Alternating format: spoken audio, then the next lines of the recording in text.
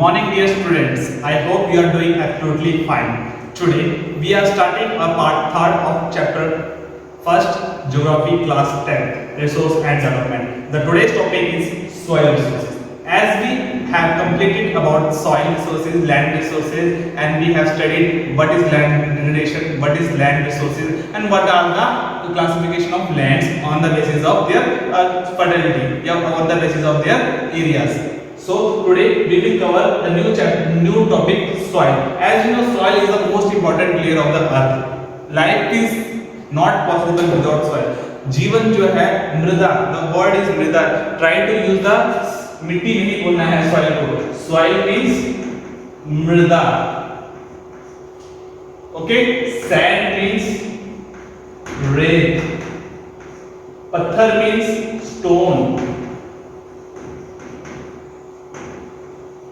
Rock means चट्टान. तो ये लगते सारे वर्ड सिमिलर से जबकि ये सारे क्या हैं, डिफरेंट है. Soil, sand, stone, rocks etcetera etcetera.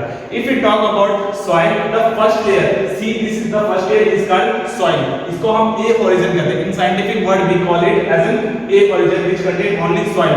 If you go that, हम थोड़ा सा सॉइल की गहराई में जाएंगे तो आपको सॉइल के साथ कुछ पत्थर मिलेंगे, ठीक है ना. We can find some stones, हम यहां पर पत्थर के साथ सॉइल का मिक्सचर मिलेंगे. और थोड़ी गहराई में जाइए, हमें वहां पर मिट्टी का कलर, जो सॉइल का कलर वो चेंज मिलेगा, वो ब्राउनिश कलर में मिलेगा. Means they are in the process of formation. तो वो बहुत पुरानी मिट्टी है, बहुत ज्यादा पुरानी मिट्टी है, और दे आर कंटेन, वो थोड़े मोटे-मोटे होंगे. और उसके भी नीचे अगर हम जाएंगे, इसके भी नीचे जाएंगे, ओरिजिन जाएंगे, तो हमें मिलेगा रॉक, सिर्फ चट्टानें मिलेंगी और कुछ नहीं मिलेगा, जिसमें ड्रिल करने में बहुत ज्यादा दिक्कत है. आपने कभी ड्रिलिंग करते हुए देखा होगा, आपके घरों में ड्रिल करते हैं, कुआं खोदते हैं, तो नीचे से सिर्फ पत्थर निकलते हैं या सीमेंट का धुआं सा निकल जाता है. वो इसीलिए होता है क्योंकि नीचे क्या होता है, हमारे रॉक्स होता है, ठीक है. तो this is called the origin of soil. अब why soil is important? Soil is important for the survival of humankind, yeah, for the plants and animals. Every activity of human beings or its animals activity, they are occur only in soil, in the A origin. ये soil में ही होता है. Okay, so moving to the next topic. What is soil? The uppermost layer of the soil crust, which is loose, broken and useful for the plant, is called soil. Uppermost layer, the soil जो earth का है, you have studied that earth has different part like this. The uppermost layer is called crust, C-R-U-S-T, and the secondmost part is mantle, M-E-N-T-E-L, and the last one is C-O-R-E, core. We can call it sial, Saima and niphate in geographical terms. Sial is silicon plus magnesium, silicon plus aluminum. In this origin we will find silicon and aluminum. When we enter in metal, we find silicon plus magnesium, and if we go throughout the core, we will find nickel plus barium. So this is called sial, saima, niphate. So earth is the uppermost, मतलब uppermost part of crust is called soil. Okay, so moving to the next topic, the types of soil. We will study about the types of soil. Soils are classified into different categories like alluvial soil, mountain soil, coastal soil, sand soil, etc., etc. First we will study about the alluvial soil. Alluvial soil are the most fertile soil which are found in the most part of the India. ये India के सबसे ज्यादा area में फैला हुआ और सबसे fertile soil है, जिसमें खेती बाड़ी के लिए, एग्रीकल्चर के लिए सबसे ज्यादा अच्छा है. आपके पंजाब, आपके हरियाणा, उत्तर प्रदेश, बिहार, वेस्ट बंगाल, इन स्टेटों में एलुवियल सॉइल का डिपॉजिट है, और ये are the best soil for agriculture. Agriculture के लिए सबसे अच्छा सॉइल है. Alluvial soils are found due to the river beds. ये रिवर जो होते हैं, रिवर अपने साथ जब ढह के आते हैं, as I said in last video, ये रिवर अपने साथ बहुत सारे सॉइल्स को लेकर और उसको डिपॉजिट कर देते हैं, and that is why they are called alluvial soil. The first one is alluvial soil. The second one, what are the qualities of alluvial soil? As I said, they are found in the most of part of alluvial soils are further classified into two types, khadar and bhangar. Khadars are the old alluvial, new alluvial soils, and the bhangar are the old alluvial soil. Means जो एकदम नया मिट्टी नदी बहा के लाया, उसको हम कहते हैं भांगर कहते हैं, खादर कहते हैं, भांगर कहते हैं. जो ओल्ड जो पिछले साल की मिट्टी है, जिससे 2 साल पहले की मिट्टी पड़ी है, उसको हम कहते हैं bhangar. And they are very rich in potassium, magnesium and other substances which are required for the production of agriculture. Okay, moving to the next part. Second one is black soil. Black soil is also called regal soil. R-E-G-U-R. Regal soil. These soils are found in Maharashtra, Gujarat, and these are very good for the cultivation of cotton. आप नरमा जो कहते हो, नरमे की production के लिए सबसे best soil कौन सा है? ब्लैक सॉइल है. And these are made up of lava. ये लाखों साल पहले जो जमीन से अंदर लावा ज्वालामुखी जो वोल्केनिक इरप्शन हुआ था, वो मिट्टी जब ठंडी हो गई उसके बाद उसमें बहुत सारे केमिकल प्रोसेस हुआ, बारिश हुई, हवा चली, धूप आया, दोबारा वो मिट्टी टूट के लास्ट में ब्लैक सॉइल बन गई. तो इसको हम कहते हैं रेगल सॉइल भी कहते हैं, लावा सॉइल भी कहते हैं, इसको हम ब्लैक सॉइल भी कहते हैं. They are only found in the region of Maharashtra and some part of Gujarat, and they are very favorable for the cultivation of cotton seeds. Next, these are also called black cotton soil. इनको हम काली मिट्टी भी कहते हैं, regal soil भी कहते हैं. Okay, so moving to the next, and they are found in Deccan plateaus and some parts of Maharashtra. And Deccan plateau, as I said, Deccan plateau is located in Maharashtra, so that's right. Okay, moving to the next one, red soil. Red soil is also called laterite soil. They are very rich in iron content. इनमें iron की जो मात्रा होती है बहुत ज्यादा होती है. ये कहाँ पे मिलते हैं? हमें ज्यादातर ये छत्तीसगढ़, ओडिशा, झारखंड या फिर आपके क्या बोलते हैं मध्य प्रदेश वाले साइड में मिलता है. Moving to next, These are also called igneous rocks. इससे बनता है igneous rock से बनता होता है, और इनका जो आयरन कंटेंट होता है, आयरन कंटेंट इनमें सबसे ज्यादा है. They are found in Tamil Nadu, Karnataka, Andhra Pradesh, Odisha, Chhattisgarh और Jharkhand. As I said, Odisha, Chhattisgarh, Jharkhand, Tamil Nadu, Kerala, Karnataka में ये सॉइल होते हैं. ठीक है ना. कॉफी बीन्स, जो कॉफी की खेती होती है वो इन सॉइल में अच्छी हो जाती है. Okay, moving to next, laterite soil. Laterite soil is a soil which contains stones. इनमें पत्थर ज्यादा होते हैं मिट्टी के साथ साथ. ठीक है. They are found in some part of India. Moving to the next, the word laterite origins from the Latin word which means bricks. ईंट की जैसे ईंट का रंग होता है, इसलिए इसको हमने लेटराइट कहा. इसमें क्या कहते हैं, ह्यूमस जो है पानी की मात्रा बहुत कम होती है, और laterite soil is formed due to the leaching होता है. पानी बारिश की वजह से, जब बारिश बहुत तेजी से होती है तो बारिश का पानी जब तेजी से बहता है तो ऊपर की मिट्टी को हटाता है, वो नीचे वाली मिट्टी को ऊपर आता है. तो इसीलिए ये वो नीचे वाली, जैसे मैंने एज इट आपको पहले डायग्राम में बताया था कि नीचे वाली मिट्टी रेडिश होती है तो वो ऊपर आता है, तो इसीलिए ये बनता होता है. ठीक है. They are good for the cultivation of cashew nut. काजू की खेती इस मिट्टी में बहुत होती है. And these soils are found in Kerala and Karnataka. Region of Kerala, Karnataka होते हैं. यहाँ पर कॉफी बीन्स बहुत होते हैं. अगर आप साउथ इंडिया की बात करोगे, अगर हम देखेंगे साउदर्न रीजन की बात करेंगे, केरला, कर्नाटका, ये जो रीजन है केरला और कर्नाटक वाला रीजन है, इस रीजन में बहुत ज्यादा है.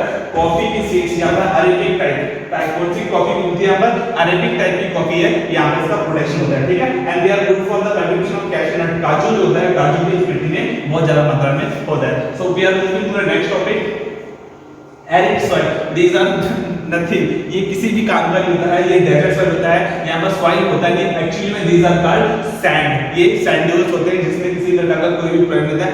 ऑनली यहाँ पर कौन सा पेड़ होता है? यहाँ पर कीकर का पेड़ होता है या फिर प्लाम ट्रीज, खजूर के पेड़ होते हैं. And they are found in the belt of Rajasthan.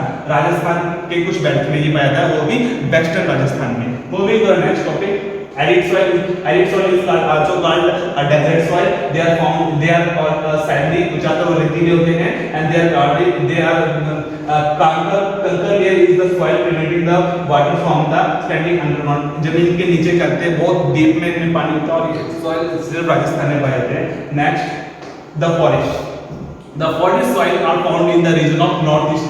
आपकी जो नॉर्थ ईस्टर्न स्टेट है, ये सारे पूरा जहाँ पर हैवी रेनफॉल होते हैं. इसके अलावा जो एरिया है, जो माउंटेन, हिमालयन माउंटेन है, उन रीजन में ये पाए जाते हैं. इन मिट्टी में ह्यूमस की मात्रा बहुत जाती है, क्योंकि सूरज की रोशनी जमीन तक पहुंच नहीं पाती. जंगल इतना घना होता है कि सूरज की रोशनी को रोक लेते हैं. इस कारण इसकी जो मिट्टी में जो नमी होती है, वो नमी कभी खत्म नहीं होती है, वो हमेशा ह्यूमस में हो जाता है.